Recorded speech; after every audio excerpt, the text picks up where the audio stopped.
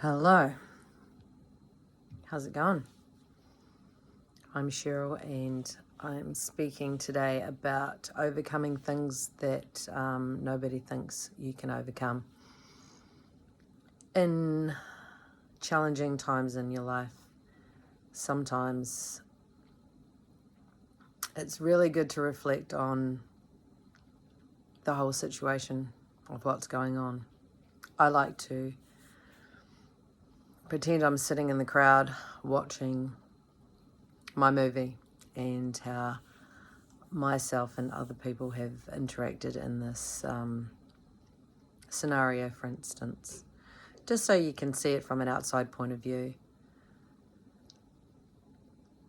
Challenging situations can sometimes need deep reflection instead of reacting at the time. Quite often we feel reactive because our buttons are getting pushed and we feel upset because some very hurtful things can be going down, and really choosing not to react and to get away from the situation as soon as possible without causing any drama is probably the best route to take if possible. But hey, nobody's perfect and it's all a learning curve. There's no bad, it's just learning. So from my past experiences in situations where things have gone a bit AWOL, I've sought counselling and things like that. Also, after deep reflection, also left friends and things like that as well. Sometimes people don't serve you anymore and you need to cut with the old and find better friends sometimes that aren't choosing to play games with you or not have your best interests at heart. For instance, I've had entire friend groups sometimes even turn on me, except for a couple, which is good to have at least a couple that you can still communicate with.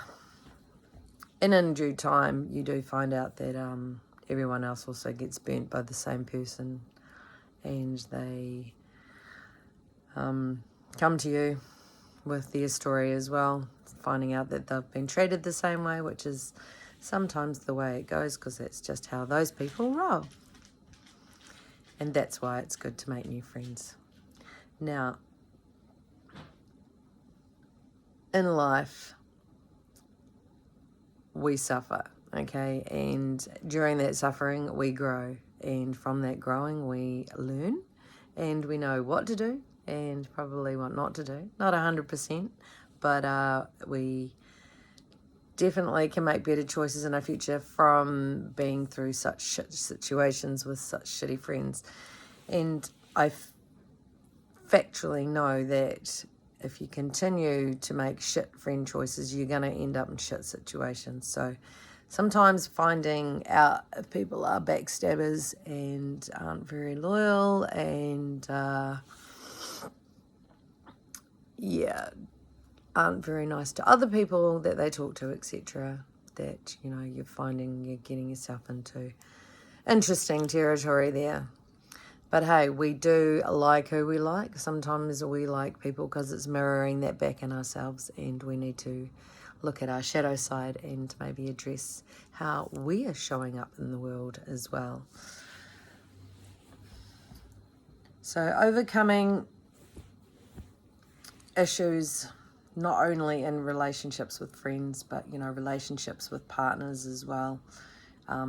Sometimes being treated really badly by a boyfriend and then eventually taking your power back and leaving him and standing in your power once again, which is a really good thing to do. Loving yourself is the most important thing you can ever do. And in relationships where you get a little AWOL and seem to love the other a bit more than we love ourselves, which happens a lot, but remembering that you love yourself and that you are the most important person in your life, that maybe you can make better decisions for yourself. something I heard a while ago was the best way to make a good decision sometimes is what decision would somebody who loved themselves do. So think of that, because decision points in one's life often are roads to new paths, for sure. And it's always good to take the better path, by the loving yourself path, which a lot of us struggle with. We always put our needs last and run around looking after everybody else. It's just kind of like ingrained in us at birth almost, but that's okay. I feel that even in job situations, you know, we can feel burnt and treated very badly. And also we can overcome that through our adversities and just believing in the fact that we deserve better. We deserve happiness. We deserve to be treated respectfully. And in order to honour that and our authenticity, we need to speak up and address these issues that are holding us back. If you feel your throat chakra is blocked or you're getting throat issues sometimes, it's because you're not speaking your truth. And you could be living in fear of losing your job, fear of like losing your house, or all these things associated with the decisions we choose to make, and we shut up and we put up with all this crap sometimes. And that's not us. That's not us being enough authenticity. That's us like being a doormat, really. The more you be a doormat, the more you distance yourself from your true self and your dharma, and you do find a lot of unhappiness sets in. Depression can set in, all sorts of trouble.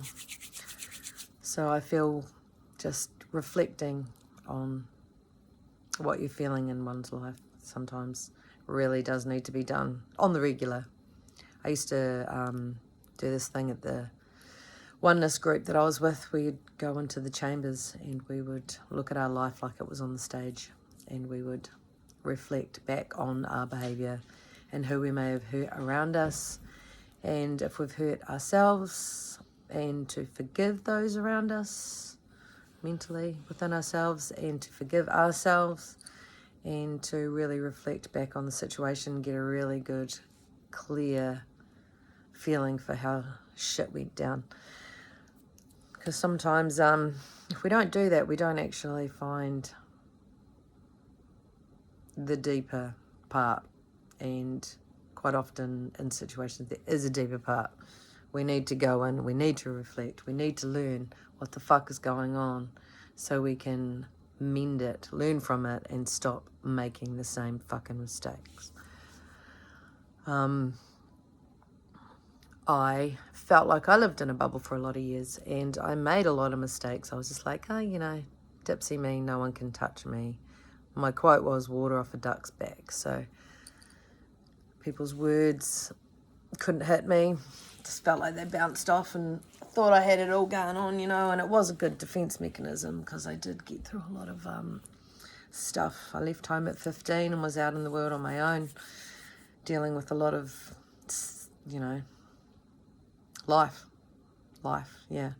I mean, even at school, I dealt with a lot of life. I went to 11 primary schools and had to make new friends all the time, and then leave them, and then make new friends, and then leave them, and then make new friends, and leave them. It was just like crazy. But at least from that, I did learn to meet new people, and had to learn to let them go as well, which I, you know, obviously used in the rest of my life.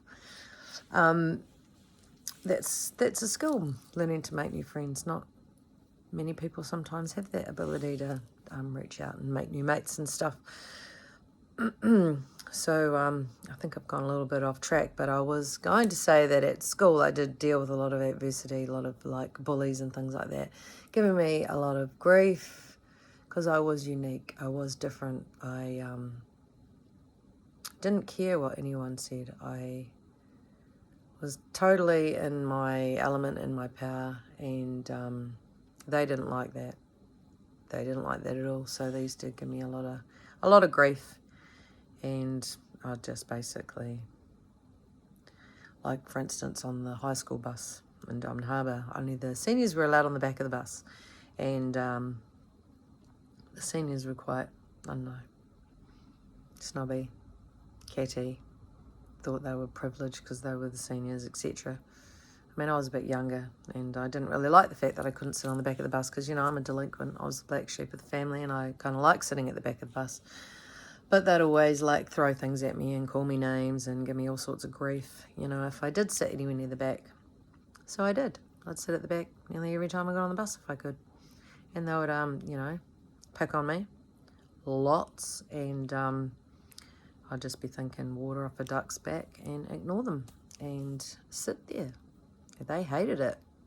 I loved it because that was me standing up for me and being in my power and doing what Sheza wanted to do, which is what Sheza does best. And I still do. I'm 50 now and I'm still doing me. Do you like the art behind me? I didn't do it, but Crooked Little Alice did a great job. I love her work. I pride myself on being uniquely different, and I love that about me. I've had a lot of people give me grief about the choices I make and the way I stand out, and why can't I just be normal like other people? Well, as far as I'm concerned, normal people are crazy. There's a lot of crazy out there. The dysfunction of the human mind. Yeah, it's, hey, I'm not saying I'm not crazy. I'm just saying I'm helping join the fight against normality, because, yeah, I don't do normal. I don't want to do normal. I'm kind of trying to do things that, yeah, I don't know, just what everyone else isn't doing. Yeah, everyone's vaping now. I started smoking cigarettes at 44. Bit weird. Yeah, everyone was into AC/DC and Nirvana when I was at school. They had it on their bags and that, and I didn't listen to them. Not until I was in my 20s. Really good bands, though. Surprised I didn't get into it back then, but that was just me not doing it. Yeah. And at home, I didn't really feel much in the way of love. I was controlled. I felt like I was bullied a lot, and I kind of left home and went into the big wide world because I felt that had to be better than where I was, and go and stand uniquely on my own 2 feet and go and take it all on, and I did. Yep. Looking for love in all the wrong places, but that's okay. She's a learning. I like dancing. I was all about dancing, and did a lot of that. Did a lot of night clubbing, going to the bars and stuff, and because I didn't have discos at school. Not enough anyway. I really liked that, but that's why I kind of ended up leaving school, doing a hairdressing course. That's why I got such fabulous hair. I do it all myself. Yeah, so, yeah, just finding my passion at the time was dancing, and I loved it. I'd do it I think Thursday, Friday, Saturday, Wednesday, Thursday, Friday, Saturday, at least 4 nights a week I would be out dancing as late as I could. Barely had any money for alcohol, which was okay. I didn't need it. I just wanted to dance. Yeah. And it's good that I found a passion, something that I enjoyed when I was younger, because you need to find a passion. Well, you don't have to. I mean, I tried a lot of things, lots and lots of different things. Followed the breadcrumbs, but there was nothing that I really stuck to. I just felt a lot of happiness in doing a variety of things. Like I like making clothes, I like doing sailing, like socializing, I liked boys, all the usual stuff. But yeah, ice skating, yeah. But never really stuck at anything except dancing, because it was just my way of being free and enjoying myself, and got a lot of pleasure from that. And I hope that in your childhood you found something that you enjoyed doing, even if you tried a whole variety of things and weren't specifically great at any of them, but still got out there and had a go. That's a really good thing to do, And you never know, you might in your later years find something that you're passionate about. I just say follow the breadcrumbs, which is like if something seems interesting to you and you try it out and you like it, then just keep going with it, And then if you decide you don't like it, then, no one said you had to stay doing it. Your parents might want you to stay at it, but, you can deal with that when that comes up. But I feel just finding something that makes you happy and doing it. Whatever that is, do it. Doesn't matter if it's conventional or whatever floats your boat. I feel. Do that, because, well, if you're not happy doing what you do, then what the fuck are you up to, you know? You just gotta do you, man. And if you want to put crazy colour in your hair and start collecting cats, do that, whatever you're up to. Right, so I ended up doing unique things all my life. I mean, at the moment, I make dream catchers, unique dream catchers, just like us, we're unique. I sell them down at the markets. I love it. It's awesome. I sell skateboards as well. Skateboards are cool. Yeah, new ones, second-hand ones. Just love finding the boards and buying them and fixing them up and seeing how stoked people are when they get a new board, because they're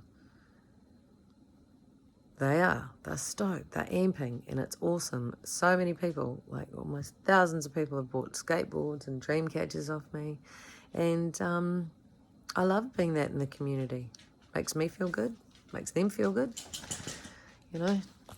I mean, people that have only like ridden their board, well, they probably fell off their board 2 times and decided it wasn't for them. So I get that board off them and get it to someone who's keen to start skateboarding and wants a newer board because they killed their last one. Yeah, it's freaking awesome. Yeah. Fueling the stoke, I call it. Shakalaka. Yeah. Just seeing amp little kids getting their first boards. It's such a good feeling. It's so cool. Yeah. Just got to tell them, go and buy some pads, you know. Go hard or go home. Even had an older gentleman, I think he was in his, like, I don't know how old he was. He had grey hair, was an older guy. Anyway, comes back down to the market with his longboard and his, he's got his pads on, and he's like, you know what, Shiz? I'm like, what? He goes, this is priceless. I feel like a teenager every time I go for a skateboard. And you can't put money on that. He goes, that's just like the bee's knees. Yeah. And he was so stoked, and off he rode. And I was like, yeah, fuck yeah. That's what it's about, eh? Just getting out there and doing it, man. Doing it. So, on that note, it's lovely to talk to you guys. And I hope you got something out of it. I will create some more content in the near future. And au revoir.